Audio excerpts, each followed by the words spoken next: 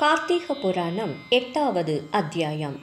கேளாய் சத்யபாமா, இனி துளசி விருட்ச மகிமையை சொல்கிறேன்.